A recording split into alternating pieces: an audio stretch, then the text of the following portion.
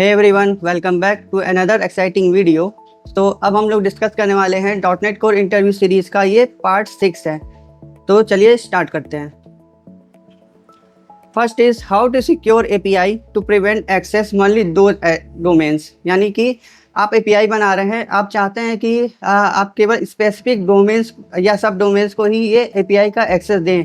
तो इसके लिए हम लोग यूज़ करते हैं course, CORS, cross origin resource sharing, जिसके मदद से हम लोग अपना ओरिजिन सेट कर सकते हैं कि कौन कौन से डोमेन्स होंगे जो इस API को एक्सेस कर सकेंगे। The course allow you to specify which domains are permitted to make request to your API. This restrict your API to access only from the specific domain in a browser. ठीक है, इसके लिए हम लोग use करते हैं .NET core के अंदर एक सर्विस आता है ऐड कोर्स नाम से, जिसमें हम लोग ऑप्शन के थ्रू, जैसे यहाँ पे है ऑप्शंस के थ्रू हम लोग पॉलिसी का सेट करते हैं, जिसमें पॉलिसी का हम लोग नाम देते हैं। ठीक, उस पॉलिसी के बेस पे फिर हम लोग ओरिजिन सेट करते हैं। ओरिजिन मतलब कि कौन सा डोमेन या सब डोमेन इस API को एक्सेस करने वाला है, तो वो डोमेन यहाँ पे हम लोग देंगे, या सब डोमेन वो कॉमा सेपरेट करके मल्टीपल भी दे सकते हैं। इसके अलावा हम लोग ये भी सेट कर सकते हैं कि कौन कौन सा मेथड वो एक्सेस कर सके, कौन कौन सा हेडर एक्सेस कर सके, ये भी हम लोग सेट कर सकते हैं। उसके बाद हम लोग यूज़ कर लेते हैं app.useCourse, जो कि एक मिडिल वेयर है, और उसके अंदर हम लोग उस ओरिजिन का उस पॉलिसी का नाम हम लोग पास कर देंगे, जो हम लोग यहाँ पे कोर्स के अंदर सेट कर रखा है। ठीक है, इसके अलावा कोर्स के अंदर आप क्रेडेंशियल हो गया, ऑथेंटिकेशन हो गया, ये भी आप सेट कर सकते हैं कि वो डोमेन या सब डोमेन ऑथेंटिकेशन या क्रेडेंशियल भी यूज़ कर सके या नहीं कर सके। तो उस तरीके से भी हम लोग इसमें सेटिंग कर सकते हैं। इसके अलावा अगर आप चाहते हैं कि ये कोर्स जो है केवल किसी स्पेसिफिक कंट्रोलर के ऊपर ही अप्लाई हो, तो उस केस में हम लोग यूज़ करते हैं अनेबल कोर्स नाम सा एक फिल्टर एट्रीब्यूट आता है, जो कि आप लोग कंट्रोलर के जस्ट ऊपर, यानी कि कंट्रोलर का नाम लिखा है वहाँ पे जस्ट ऊपर उसके हम लोग अनेबल कोर्स एट्रीब्यूट यूज़ करते हैं, और फिर कोर्स का जो भी ओरिजिन का नाम होता है वो वहाँ पे दे देते हैं। ठीक है, अगर आप पूरे एप्लीकेशन के अंदर अप्लाई करना चाहते हैं अपना क्रॉस ओरिजिन रिसोर्स शेयरिंग, तो फिर आप प्रोग्राम.cs क्लास के अंदर ये वाली जो सर्विस है ये ऐड करेंगे, पॉलिसी सेट करेंगे, ओरिजिन सेट करेंगे, और फिर मिडिलवेयर को कॉल कर देंगे। यानी कि जब ये एप्लीकेशन रन होगा तो ये इस मिडिलवेयर से होकर गुजरेगा, फिर ये चेक करेगा कि यहाँ पे कोर्स लगा हुआ है, फिर वो उस कोर्स को चेक करेगा कि क्या ये डोमेन या सब डोमेन को इस API का एक्सेस है या नहीं है, तो वो चेक करेगा, फिर उसको जो भी रिक्वेस्ट आई होगी इसका रिस्पॉन्स दे देगा। नेक्स्ट है, काफ़ी ज़्यादा इंपॉर्टेंट है, what is the dependency injection and why use that, क्यों यूज़ करते हैं। तो dependency injection is a software design pattern, ये इंपॉर्टेंट लाइन है, ये एक सॉफ्टवेयर डिजाइन पैटर्न है that allow you to develop loosely coupled code between classes. ठीक है, it is an implementation of the inversion of control principle. ठीक है, अब यहाँ पे लूजली कपल क्या होता है और इन्वर्जन ऑफ कंट्रोल प्रिंसिपल क्या होता है ये समझते हैं।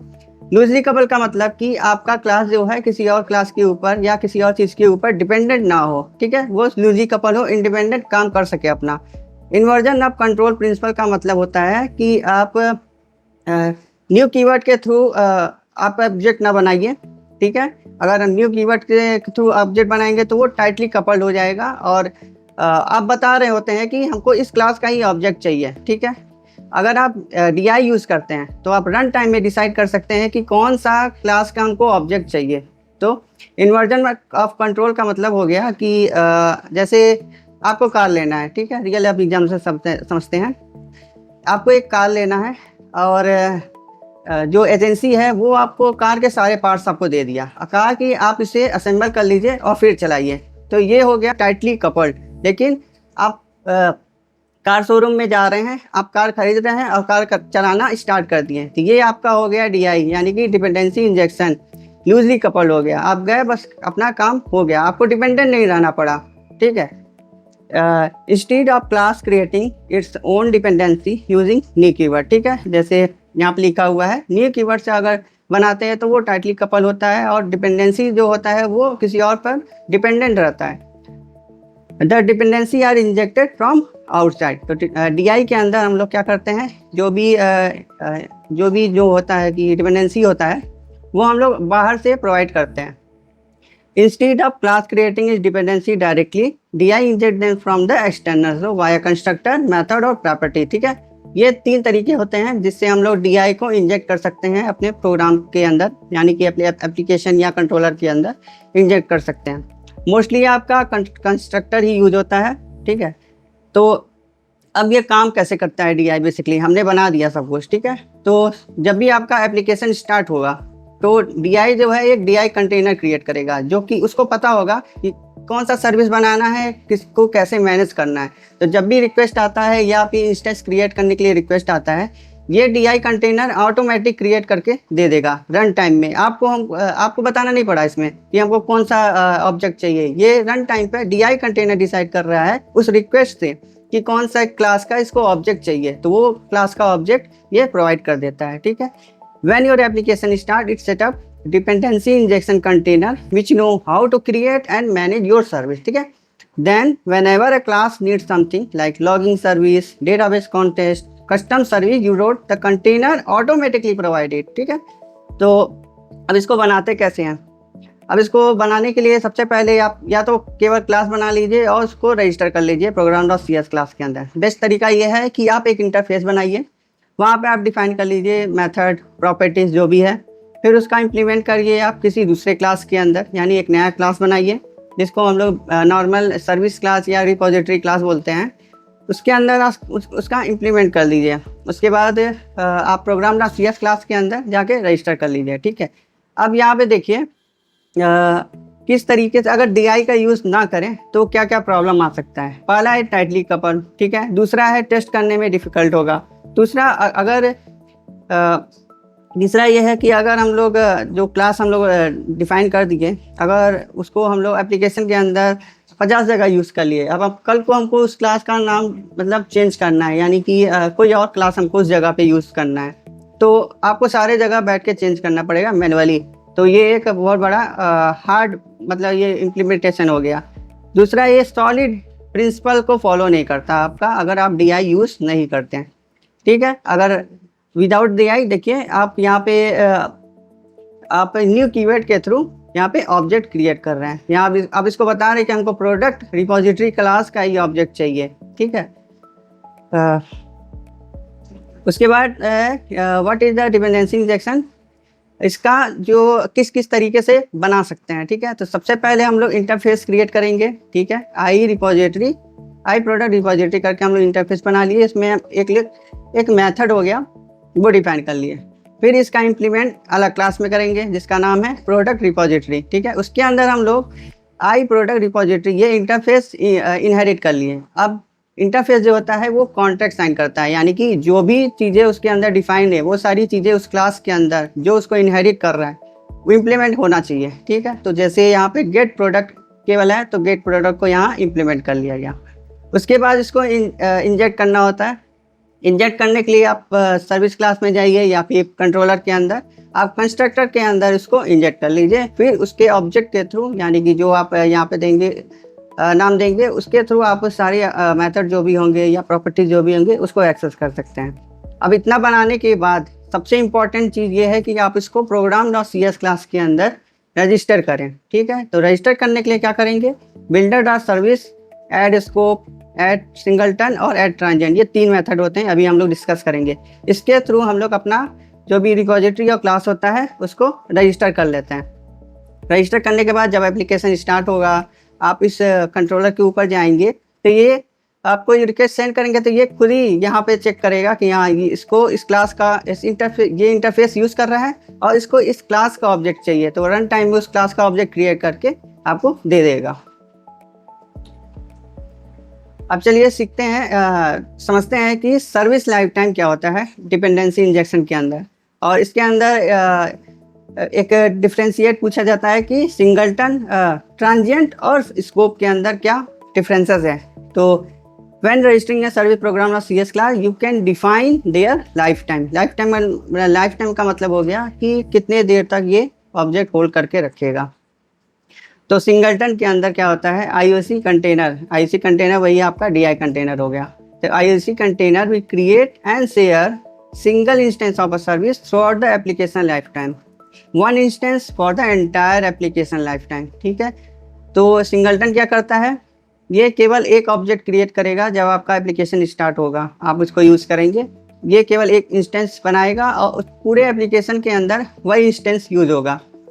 बेसिकली इसको यूज़ करते हैं कैशिंग के लिए, कॉन्फ़िगरेशन के लिए, या लॉग आप स्टोर करा रहे हैं उस तरीके के सर्विस के लिए आप इसका यूज़ कर सकते हैं। उसके बाद है ट्रांजिएंट। इसके अंदर क्या होता है, IC container will create the new instance of a specific service type every time you ask for it. यानी कि जब भी आप रिक्वेस्ट करेंगे, जब भी नया रिक्वेस्ट आएगा, ये आपको नया इंस्टेंस ला के देगा। यानी कि हर एक रिक्वेस्ट पे एक नया इंस्टेंस, तो ये काफ़ी ज़्यादा सही चीज़ नहीं है। तो इसका यूज़ जो है किसी किसी कंडीशन में ही करना चाहिए, जैसे कि लाइट वेट सर्विस हो गया या स्टेटलेस सर्विस हो गया, यूटिलिटी लाइक कुछ सर्विस बना दिए, जैसे कि ईमेल सेंड करना हो, एसएमएस सेंड करना हो, इस तरीके के केस के लिए यानी सिनेरियो के लिए आप ट्रांजिएंट का यूज़ कर सकते हैं। उसके बाद है स्कोप। अब स्कोप के अंदर क्या होता है, IOC container will create the instance of a specific service type once per request and will be share in a single request, one instance per HTTP request. यानी कि एक स्कोप के अंदर आपको एक इंस्टेंस क्रिएट करके देगा। अब इसको रियल लाइफ एग्जांपल से समझते हैं। ठीक है, आप रेस्टोरेंट गए, ठीक है, आप टेबल पे बैठे, आपको एक वेटर आएगा, वही आपको डिश सर्व करेगा, पानी सर्व करेगा, बिल ला के देगा, आपका जो भी डिजर्ट होगा वो ला के देगा। यानी कि एक ही वेटर जब तक आप उस टेबल पे हैं आपको हैंडल कर रहा है। ठीक है, ये होगा स्कोप। अब एक कस्टमर जा रहा है रेस्टोरेंट के अंदर, उसको डिश सर्व करने के लिए कोई और वेटर आ रहा है, पानी सर्व करने के लिए कोई और वेटर आ रहा है, और बिल देने के लिए कोई और वेटर आ रहा है। यानी कि हर एक टास्क के लिए अलग अलग वेटर आ रहा है। तो ये हो गया आपका ट्रांजिएंट, यानी कि हर एक रिक्वेस्ट पर, यानी कि हर एक टास्क के लिए एक नया इंस्टेंस क्रिएट हो रहा है, यानी कि एक नया वेटर आ रहा है। तो अब तो आप समझ गए होंगे कि इन पे डिफरेंसेस भी क्या है और किस तरीके से ये यूज़ करना चाहिए। तो सबसे ज़्यादा स्कोप ही यूज होता है, क्योंकि एक स्कोप के अंदर ही हम लोग काम करते हैं ज़्यादातर। तो रिपोजिटरी हो गया, बिजनेस सर्विसेज हो गया, ईएफ कोड डिबी कॉन्टेस्ट हो गया, कनेक्शन बनाना हो गया, ये सारी चीज़ें हम लोग इसमें यूज़ करते हैं। मोस्टली यही यूज होता है आपका वेब एपीआईज के अंदर या एमवीसी एप्लीकेशन के अंदर। ठीक है, इसके बाद आपको मैंने डिफरेंसेस भी बता दिया किस तरीके से हो रहा है कि नया ऑब्जेक्ट क्रिएट कर रहा है ट्रांजिएंट, और स्कोप जो है अपना एक स्कोप के अंदर ही एक ऑब्जेक्ट क्रिएट करेगा और अगले स्कोप के अंदर दूसरा ऑब्जेक्ट क्रिएट करेगा।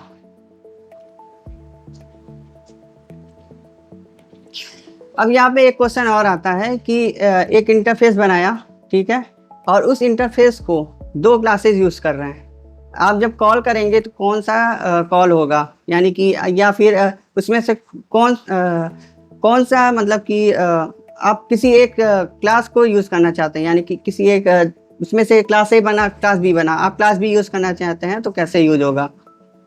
तो सबसे पहले हम लोग अपना इंटरफेस बना लेंगे, क्लास बना लेंगे, और उसको program.cs क्लास के अंदर रजिस्टर भी कर देंगे। ठीक है, अब जब कॉल होगा तो लास्ट वाला सबसे पहले होगा, यानी कि अगर बाई डिफ़ॉल्ट वो लास्ट वाला आपको ला के देगा, नहीं तो आप उसको एक आई एन्यूमरेटर के अंदर उसको एक कंडीशन लगा के आप उस कौन सा आपको एक्सेस करना है, क्लास ए का कि क्लास बी का, वहाँ से अपने अपने लॉजिक के हिसाब से मतलब उसको कर सकते हैं।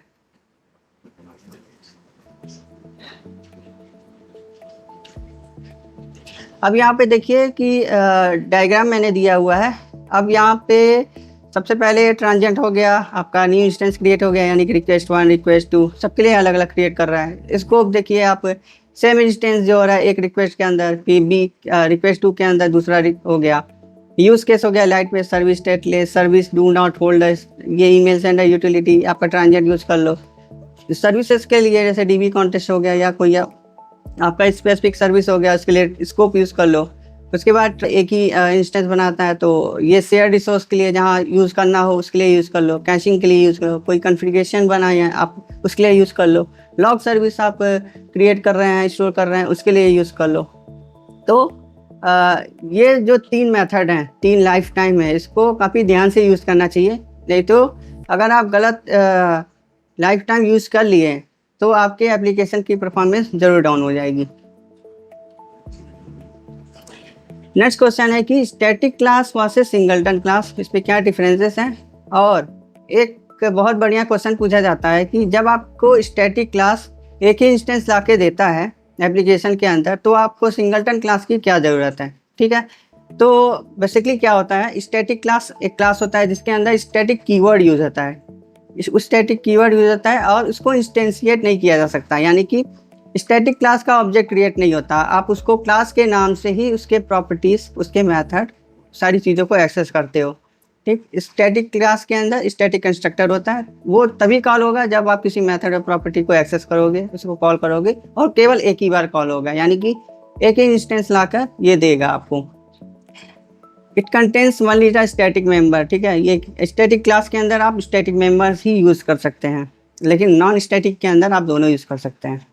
Static member are loaded into memory once per application domain. ठीक है, static class are best for stateless shared and utility like function where memory efficient and global accessibility are critical. तो स्टैटिक क्लास समझ में आ गया होगा क्या है। Singleton class देखते हैं। सिंगलटन क्लास में क्या होता है, ये भी आपको एप्लीकेशन के अंदर एक इंस्टेंस ला कर देता है, लेकिन इसके अंदर कुछ कंडीशन है। Ensure that a class have only one instance and provide a global point of access to it throughout the application lifetime. It will remain the same. यानी कि class should be sealed, constructor should be private. ये condition हो गया, आपका class sealed होना चाहिए और constructor private होना चाहिए। अगर आप सील्ड नहीं यूज़ करेंगे तो उस क्लास के अंदर एक दूसरा क्लास बना के उस क्लास के थ्रू आपको नया इंस्टेंस क्रिएट करके दे देगा, तो इसलिए सील्ड करना बहुत ज़रूरी है। Instance should be requested instead of created. अब इसके अंदर इंटरव्यूअर क्या सुनना चाहता है, आप स्टैटिक क्लास को एज अ पैरामीटर यूज़ नहीं कर सकते, यानी कि जैसे कि आप कंस्ट्रक्टर के अंदर क्लास दे देते हैं, वो डिपेंडेंसी इंडक्शन के थ्रू आपको इंस्टेंस क्रिएट करके देता है रन टाइम में। आप स्टैटिक क्लास से ऐसा नहीं कर सकते हैं, लेकिन सिंगलटन क्लास को एज अ पैरामीटर यूज़ कर सकते हैं, यानी कि आपके सारे ऊप्स के कॉन्सेप्ट, जो इनहेरिटेंस हो गया, एब्स्ट्रैक्शन हो गया, इनकैप्सुलेशन हो गया, पॉलीमॉर्फिज्म हो गया, ये सारी चीज़ें आप यूज़ कर सकते हो सिंगलटन क्लास के साथ, लेकिन आप स्टैटिक क्लास के साथ ऐसा कुछ नहीं कर सकते। तो ये बहुत बड़ा डिफरेंस है, जो कि इंटरव्यूअर जो होता है वो एक्सपेक्ट करता है आप ये बताओ। नेक्स्ट है आपका what is the link Q.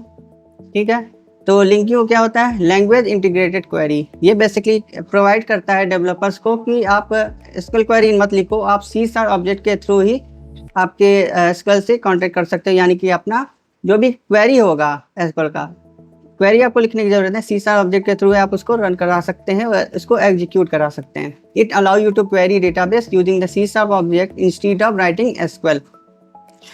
अब ये कंसाइज और रीडेबल होता है, यानी कि reduce the need of for the loops. Strongly type होता है, कंपाइल टाइम एरर चेकिंग, और जो है ऑप्टिमाइज क्वेरी होता है, यानी छोटा क्वेरी होता है, आपको बहुत बड़े बड़े क्वेरी लिखने नहीं पड़ते हैं, इसमें कई सारे मेथड मिलते हैं, क्वेरी सिंटैक्स और मेथड सिंटैक्स, तो उसके थ्रू आप इजीली मतलब अपना क्वेरी लिंकिंग क्वेरी लिख सकते हैं। इसके अलावा work with different data source, यानी कि ये कई सारे सोर्सेस, जैसे आप डेटाबेस से भी आप उसको यूज़ कर सकते हैं, जेसन हो गया, एक्सएमएल हो गया, लिस्ट हो गया, एरे हो गया, इस सबके साथ आप इसको यूज़ कर सकते हैं।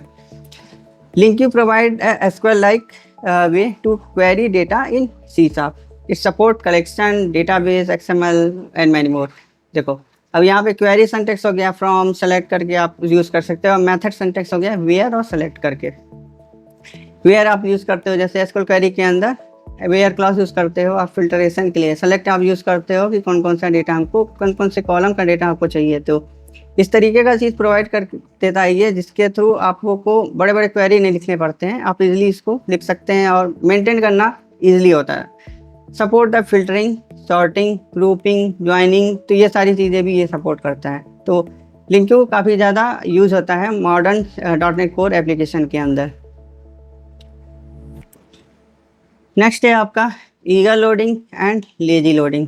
देखो दोनों ही लोडिंग रिलेटेड डेटा को लेने के लिए यूज़ होता है, यानी कि R technique for loading related data in a database system often seen in the ORM। ORM मतलब EF कोड हो गया, आपका डैपर हो गया, ये ORM होता है। इसमें ईगर लोडिंग क्या करता है, ये आपको एक ही क्वेरी के अंदर एक सिंगल क्वेरी के अंदर, यानी कि इनिशियल रिक्वेस्ट आप जब सेंड करेंगे उसी के अंदर आपको मेन डेटा जो होता है वो भी ला के देगा और रिलेटेड डेटा भी आपको ला के देगा। इसके लिए हम लोग इंक्लूड यूज़ करते हैं। इंक्लूड जो होता है लिंक क्वेरी का ही पार्ट है। तो जैसे आप यहाँ पे देख रहे हैं कॉन्टेक्ट और ऑर्डर, इसके अंदर हमको कस्टमर डेटा भी चाहिए और उस कस्टमर का जो भी ऑर्डर आइटम है वो भी चाहिए। तो ये दोनों जो है अलग अलग टेबल्स के अंदर, तो हम लोग इंक्लूड यूज़ कर लिए दोनों के अंदर। तो जब ये एग्जीक्यूट होगा आपको दोनों का डेटा मिल जाएगा, मेन डेटा भी मिल गया और रिलेटेड डेटा भी मिल गया। ये आप तभी यूज़ करेंगे जब आपको हमेशा इस डेटा को यूज़ करना हो, यानी कि it is useful when you always need related data to prevent multiple queries, load parent and child data together in a single query.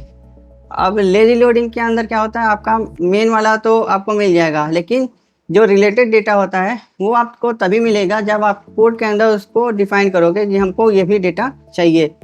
तो related data only when it is explicitly accessed in the code, not at a time of initial request। ठीक है, आप जब initial query करेंगे उस time को आपको नहीं मिलेगा। आपको रिलेटेड डेटा जो होगा वो आपको तभी मिलेगा जब आप नेविगेशन प्रॉपर्टीज़ का यूज़ करके उसको एक्सेस करेंगे। ये लेकिन n+1 क्वेरी चलाता है, यानी कि एक क्वेरी के साथ दूसरा क्वेरी भी एग्जीक्यूट। मान लीजिए 100 रिकॉर्ड है, आप ऑर्डर सारा ले लीजिए, अब उस ऑर्डर के अंदर कस्टमर का नाम लेना है, 100 बार वो चल रहा है, तो ये काफ़ी ज़्यादा मेमोरी कॉस्टली हो जाता है। तो ये मतलब अच्छी चीज़ नहीं है। आप इंक्लूड को ही यूज़ करें, ये सबसे अच्छी चीज़ है। आपको इनिशियल रिक्वेस्ट के अंदर ही एक ही क्वेरी एक कनेक्शन के ऊपर ही आपको मिल जाएगा सारा डेटा।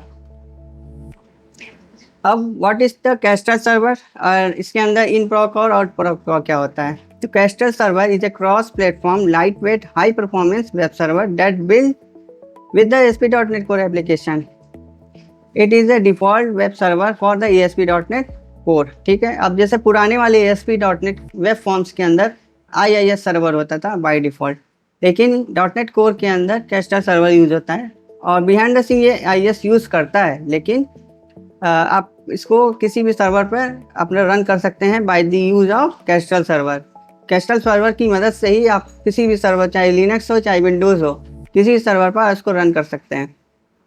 इसके अंदर दो मेथड होते हैं, इन प्रॉक और आउट प्रॉक। इन प्रॉक क्या करता है, आपको एप्लीकेशन और कैस्टल दोनों सेम प्रोसेस को शेयर करते हैं। कोई भी एडिशनल इंटर प्रोसेस कम्युनिकेशन के लिए आपको एडिशनल चीज़ें यूज़ नहीं करनी पड़ती है। Does not rely on the reverse proxy but may require additional configuration for the SSL और static file serving। ठीक है, ये तो इजी था। इसके बाद आउट प्रॉक प्रोसेस क्या होता है। ठीक है, ASP.NET Core application run in a separate process from Castle server often behind a reverse proxy like IIS, Nginx और Apache। ठीक है, आउट प्रॉक के अंदर ये सेपरेट रन करता है कैस्टल से आपका एप्लीकेशन, और बिहाइंड द सीन ये आपका IIS हो गया। विंडोज़ यूज़ कर रहे हैं तो IIS यूज़ कर लेगा, लिनक्स यूज़ कर रहे हैं तो Nginx या अपाची यूज़ कर लेगा। ठीक है, लेकिन the communication between the reverse proxy and Kestrel server happen over a protocol such as HTTP और HTTPS। ठीक है, अब ये नेक्स्ट क्वेश्चन भी काफ़ी ज़्यादा पूछा जाता है अगर वेब API से रिलेटेड हो, तो वेब API से रिलेटेड इंटरव्यू हो तो इसमें क्या होता है, HTTPS किस तरीके से वर्क करता है। तो सबसे पहले क्लाइंट जो है रिक्वेस्ट सेंड करता है, सर्वर फिर SSL सर्टिफिकेट सेंड करता है जो कि एक पब्लिक की होता है, फिर क्लाइंट जो है उस सर्टिफिकेट को वेरीफाई करता है, फिर क्लाइंट जो है उसको इनक्रिप्ट करता है सिमेट्रिक की से जो कि एक पब्लिक की होता है, जो कि SSL जब सर्वर सेंड करता है तभी वो की आती है, तो उससे एक सिमेट्रिक की से ये फिर उसको इनक्रिप्ट कर लेता है, फिर सर्वर जो है वो प्राइवेट की से इसको डिक्रिप्ट कर लेता है। उसके बाद ही सिक्योर कनेक्शन मतलब बन जाता है क्लाइंट और सर्वर के बीच। इस वीडियो को रखते हैं यहीं तक, मिलते हैं नेक्स्ट वीडियो में। अब नेक्स्ट सीरीज़ जो है वो काफ़ी ज़्यादा इम्पॉर्टेंट है, अब ट्रेंडिंग टेक्नोलॉजी के ऊपर है, तो अगर चैनल को सब्सक्राइब नहीं किए हैं तो कर लीजिए। काफ़ी बढ़िया आपको वीडियोस मिलने वाले हैं अगले सीरीज़ के अंदर। तो मिलते हैं नेक्स्ट वीडियो में।